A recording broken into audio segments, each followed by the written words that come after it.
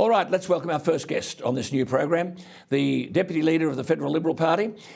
Josh Frydenberg is also the Treasurer, but many describe this man as the hope of the side. But he is opposed in the seat of the Liberal Party founder Robert Menzies, the seat of Kooyong, another of these so-called independents. To that in a moment, but I will make this point. If there are people watching this in the seat of Kooyong and think that you're going to be advantaged by voting someone to beat this guy, forget going to the polling station. So, Treasurer, thank you for your time. I must ask you this first question because the latest poll today is 53-47. Your employment record is astonishing. Unemployment for February fell to 4%. Participation rate increased to 66.4%.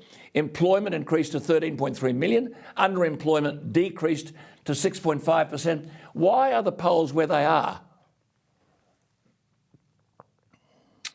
Well, Alan, you've been around politics for a very long time, and you know there's only one poll that counts, and that's election day. And you only have to remember back to 3 years ago when a number of the commentators, a number of the newspapers were writing off the coalition's chances. Indeed, one described our hopes of winning about as remote as the dwarf planet Pluto. Well, that never eventuated. We got there over the line. And I sense too right now that many Australians have not reached a final conclusion as to how they will vote on election day, and they are very uncertain about Anthony Albanese. But a whole lot of things have come together, haven't they? And you get blamed for them when in many instances it's not your fault. Now, we've got the cost of living and interest rates.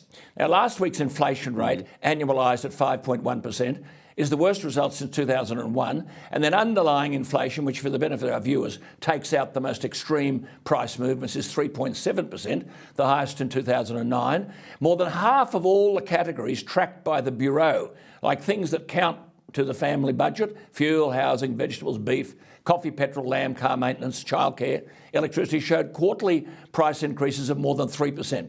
Doesn't this mean that the worker is going backwards when the gap between inflation and wage increases continues to widen?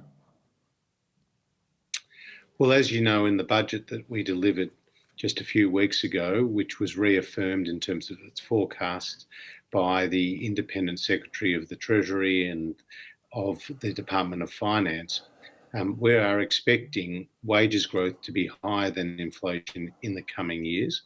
And the main inflation number that we saw, as you said, 5.1%, were international factors, particularly the higher fuel prices, which were up 35% for the year, which was the single largest increase in fuel prices since Iraq's invasion of Kuwait back in 1990. But nonetheless, if you take those out and get this underlying inflation, Josh, if you get the underlying inflation, then, you know, the wage price index up to December was 2.3%, underlying inflation 3.7%. The gap is still very significant, isn't it? And the worker feels he's going backwards. What do you say to the worker?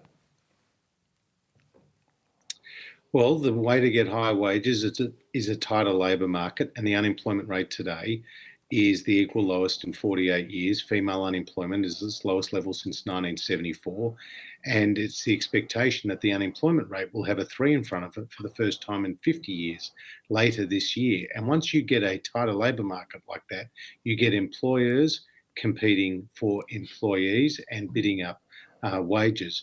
You've also got broader indicators, Alan, in terms of earnings, called AENA, which takes into account bonuses and people moving between jobs, which does show a higher return for workers in terms of higher earnings. So we're confident that the economy will continue to grow and that we'll see a tighter labour. But Treasurer, there are people watching you tonight who say, I know unemployment's at 4%, migration has virtually stopped, we can't get workers. Now, one way of overcoming the problems we face is higher productivity. How can you get higher productivity when employers can't find workers?